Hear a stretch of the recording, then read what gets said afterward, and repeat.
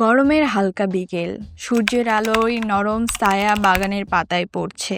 জয়া আহসান ধীরে ধীরে উঠলেন তার নিজস্ব বাড়ির উঠানে। চোখ ভরে নিলেন চারপাশের বাগানকে। হাতে ছিল একটি ছোট্ট ডায়েরি, যেখানে প্রাকৃতিক দৃশ্য ও মন ভালোবাসার অনুভূতি তিনি লিখে রাখতেন। তিনি পরেছিলেন ডানাকাটা ব্লাউজ। সূর্যের আলোয় তার ব্লাউজের কাপড় যেন ঝলমল করছিল। জয়ার মুখে হাসির ছোট ছোঁয়া দেখা যাচ্ছিল, এক নরম শান্তি আর আনন্দের মিশ্রণ।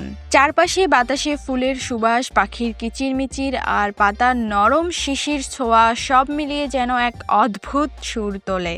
জয়া ধীরে ধীরে বাগানের পথে হেঁটে যাচ্ছিলেন। প্রতিটি ফুলের রং, প্রতিটি পাতার নরম ছোঁয়া তার হৃদয়ে আনন্দের স্পন্দন জাগাচ্ছিল। তিনি এক এক করে ফুলের কাছে গিয়ে তার দিকে তাকালেন, কখনো বা হাসলেন, কখনো বা তার হাত দিয়ে ছোলেন। মনে হচ্ছিল প্রকৃতি যেন তার সঙ্গে হাসছে আর তার আনন্দ ভাগ করছে। তিনি ডায়েরিতে খুললেন লেখার জন্য।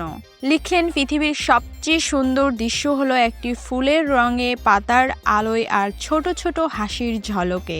এক ফুল তুলে মুখের কাছে ধরলেন, তার শ্বাসের সাথে সেই সুবাস ভরে গেল মন।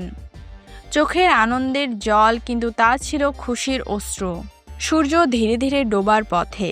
বাগানের পথে ছড়িয়ে থাকা আলোর খেলা আরো নরম হয়ে এলো। জয়া বসে পড়লেন এক পাতার ছায়ায়। ডায়েরি খুলে লিখতে থাকলেন।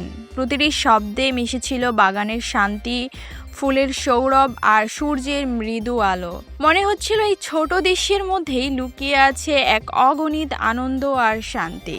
শেষে জয়া ধীরে ধীরে বাগানের দিকে তাকিয়ে বললেন নিজের সাথে, এই ছোট্ট দৃশ্যই রয়েছে সম্পূর্ণ আনন্দ, সম্পূর্ণ শান্তি। হাসি ছড়িয়ে পড়ল তার মুখে। বাগানের ছায়া ও সূর্যের আলোয় মিশে এক অনন্য মুহূর্ত তৈরি করলেন তিনি।